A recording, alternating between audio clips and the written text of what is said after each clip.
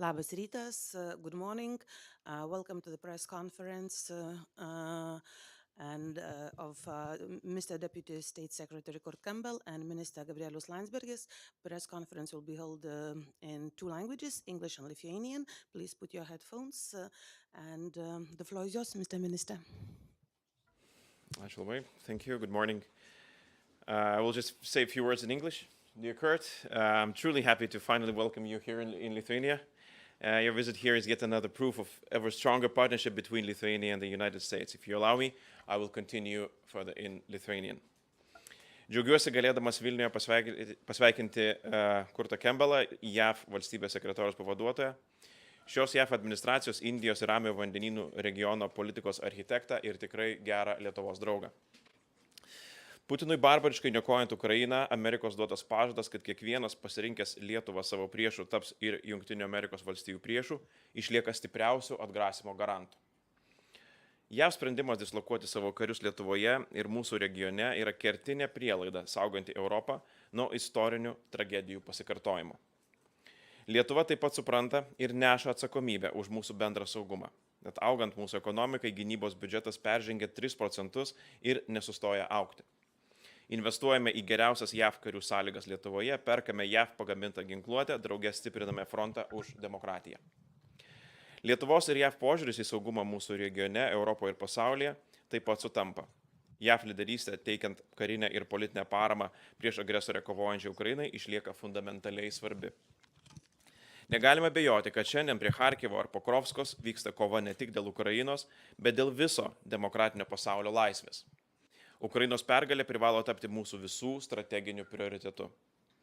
Žvelgdami pasaulio žemėlapį turime vis daugiau pagrindo nerimauti. Taisyklėmis grįsta pasaulio tvarka kasdien patiria drastiškus autokratijų bandymus ją pertvarkyti taip, kad valstybių santykius lemtų brutali jėga, o ne stipriam ir silpnesniam vienoda teisė. Europa yra atsakinga ir už pagalbą dinamiškoms demokratijoms Indijos ir Ramiojo vandenynų regione, tokioms kaip Filipinai, Japonija, Pietų Korėja ir Taivanas. Apie tai kalbėjome šiandien vykusiame jau 4-ajame Lietuvos ir JAV strateginėme dialoge Indijos ir Ramiojo vandenynų regionų klausimais. Bendradarbiavimo šio regiono klausimais jau tampa integrale mūsų dvišalių santykių darbotvarkės dalimi. Kinija ir Rusija vis tampriau sieja beribę draugystę. Kinija tapo viena iš svarbiausių Rusijos bendrininkių kare prieš Ukrainą, todėl tikrai atėjo metas ne tik garsiai tai įvardinti, bet ir veikti. Lietuva ir JAV vienyje aiškus supratimas, atremti Kinijos bei kitų autokratijų iššūkius galime tik veikdami išvien. Tam turime plėsti bendraminčių valstybių ratą, kurti patikimas ir skaidres prekybos grandines. Strateginį diversifikacijos kelią pasirinkus Lietuva atranda vis naujų kelių į Indijos ir Ramiojo vandenyno regionų rinkas, plečia partnerių ir bendraminčių tinklą, pasiruošusi prisidėti prie saugumo šiame regione ir globaliai.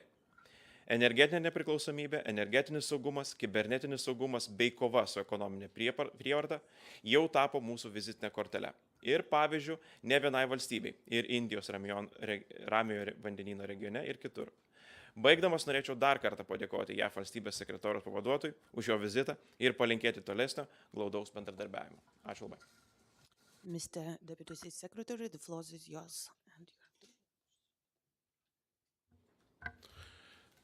Foreign Minister, first let me thank you for welcoming us so warmly here to Lithuania.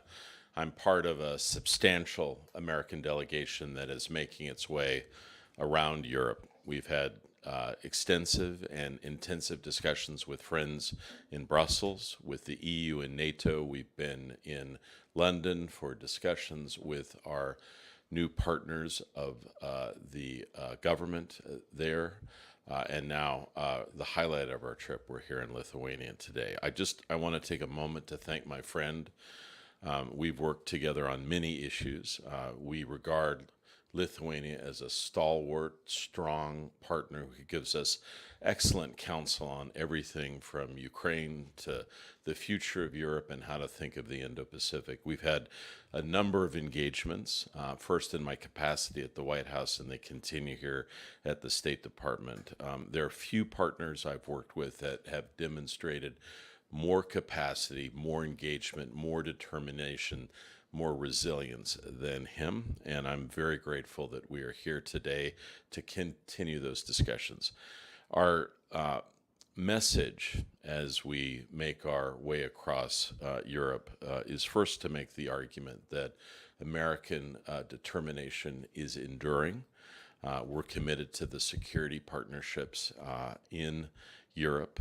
We hosted so many of the nations of Europe for the NATO 75th anniversary, and at that session we made fundamental commitments of what we are determined to do on the battlefield and also in cabinets and corridors of power across Europe.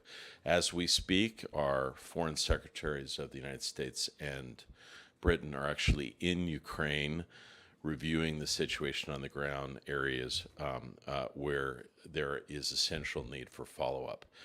Our team is carrying a message, frankly, a message of concern to Europe about the increasing partnership between China and Russia. China's support for Russia's defense industrial base, for its efforts behind the scenes to support Russia in its battlefield aims in Ukraine, which have been devastating and concerning. In our meetings here, we intend to discuss a number of things. We are reviewing the situation in Europe as it stands. I do want to just say one of the important messages that the foreign minister has carried not only to the United States but to Europe as a whole is the need for a coherent, strong strategy to deal with the hybrid warfare that the frontline states are experiencing from Russia.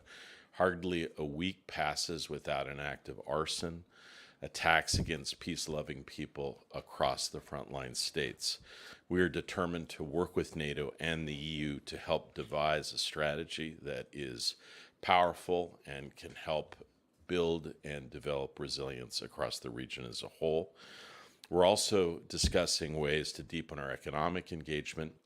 I will just simply say that when Lithuania came under pressure from China, probably more than any other country in the world, it has demonstrated a resilience. It has diversified its economy. It has grown stronger through interaction with other partners.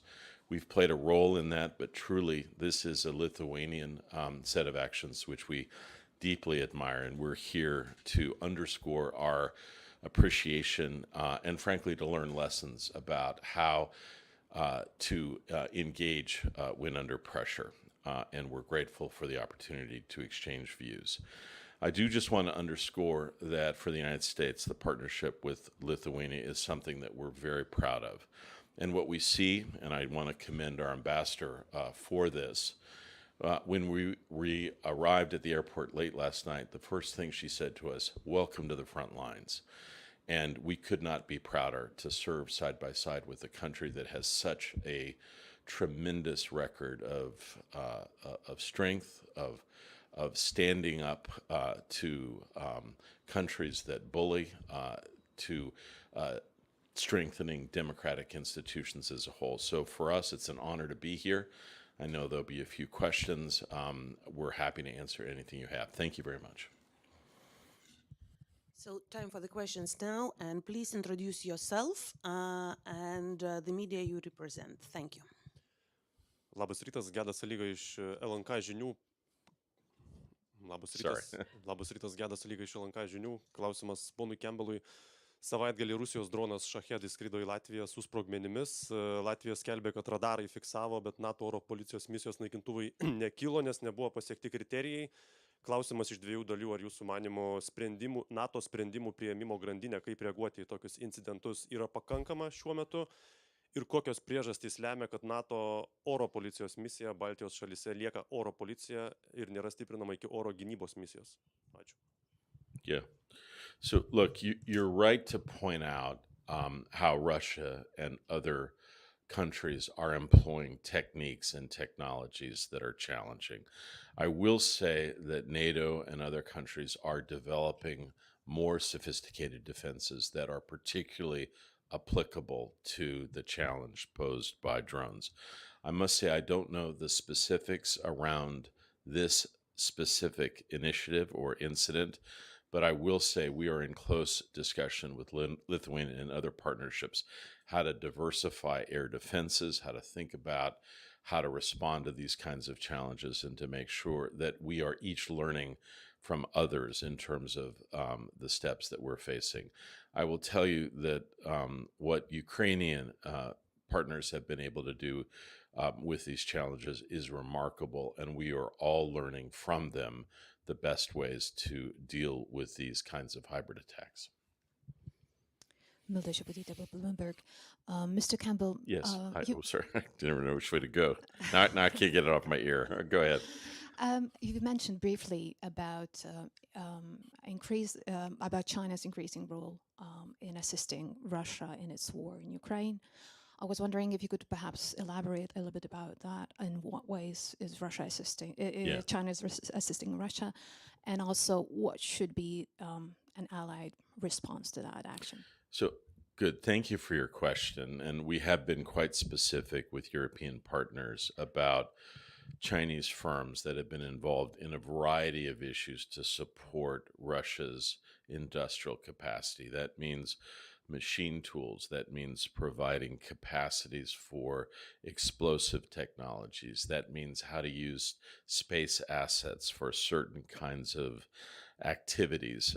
It is widespread. It involves a large number of Chinese companies that operate surreptitiously with Russian partners. It is a network that is growing more sophisticated, it is more clandestine, and it is more worrisome to us. And our purpose in these engagements across Europe is to share information with partners about how this cooperation is playing out and what the implications are. We have taken specific steps against particular countries. We have companies. We have briefed our European partners about that. I think most importantly, we have warned a number of financial institutions, second and third tier banks in both China and Russia, that certain activities are under careful review. What we have asked for European partners is to speak out publicly about the concerns associated with these activities and to also put certain institutions on watch. We have also indicated that sometimes when there is a dialogue between a European partner and China, simply mentioning the concern and then going right to let's sign the trade agreements is a mixed message that sometimes is lost on Beijing interlocutors. We want purposeful statements and engagements on the part of Europe. We do want to underscore that this partnership between China and Russia really began at a moment where Russia and Putin was at risk at the opening stages of the disastrous, poorly executed Russian invasion of Ukraine. But now we're in a very different set of circumstances, and what China is engaged in with Russia is an effort designed to actually change the territorial lines that have existed in Europe and respected by all for decades. This is an effort that is antithetical to everything we believe in, and we believe that China needs to be called out for these activities, and that's one of the reasons why we're here. I do want to just underscore there is no better partner in these sets of discussions and engagements than our partners in Lithuania. We've had deep engagements about the Indo-Pacific, and the reason we were late, and I apologize for that, it is not our host's fault, it is my fault. We were deep in discussions about exactly the question that you raised, and this is an area that we are committed to continuing dialogue with our partners here in Capital going forward. Labas rytas, Vilmantas Venskūnas. Okay, which one am I to go to? All right, hold on, go ahead. Vilmantas Venskūnas iš naujienų agentūros BNS. Aš turiu klausimą tiek ponui Campbellui, tiek ministrui Landsbergiui. Tai ponė Campbellui, tiek prezidentas Bidenas, tiek sekretorius Blinkenas užsiminė, kad gali netrukus būti priimtas sprendimas, kad bus leista Ukrainai naudoti ilgo nuotolio ginklus taikiniuose Rusijai. Tai kada tas sprendimas galėtų būti priimtas ir kas galbūt trukdė priimti jį greičiau ir pone Landsbergi, kiek iš kitos temos, bet apie ką ponas Campbellas šnekėjo, apie tą susirūpinimą dėl Europos valstybių bendradarbiavimo su Kinija. Tai ko galbūt trūksta, kad tas europiečių balsas būtų vieningesnis, kalbant apie Kinijos grėsmę ir ką Lietuva šitoje temoje galėtų padaryti. Ačiū. Ačiū labai. Lietuva jau nemažai nuveikė šioje temoje. Mes, ko gero, esam vienas garsiausių balsų buvom ne tik tai Kinijos temoje, bet ir apskritai, ką reiškia priklausomybė nuo autoritarinės valstybės, kuri priekybą, gamtinius resursus išnaudoja politiniais tikslais. Kuomet mūsų partneriai Europoje statė dujotikius, mes statėme suskystintų dujų terminalus. Kuomet buvo pasirašomas naujas sutartis su Rusija, mes įspėjome apie Rusijos geopolitinį pavojų.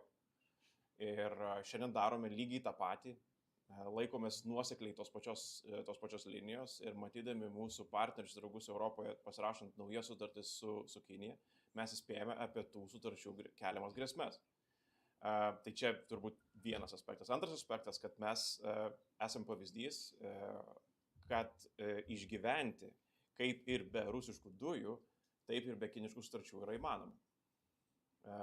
Diversifikacija, naujų partnerysčių ieškojimas, jisai neėjimas mažiausio pasipriešinimo keliu. Kaip tariant, einant ten, kur yra kartais sudėtingiau, reikalauja daugiau pastangų, bet mūsų vertinimų grąža, ilgalaikiai ypatingai, yra tikrai tvaresnė ir didesnė. Tai Lietuva yra geras pavyzdys, manau, girdimas balsas, įsiklausomas balsas, tačiau kaip dažnai Europoje atsitinka, 27 valstybės sukuria 27 skirtingus interesus.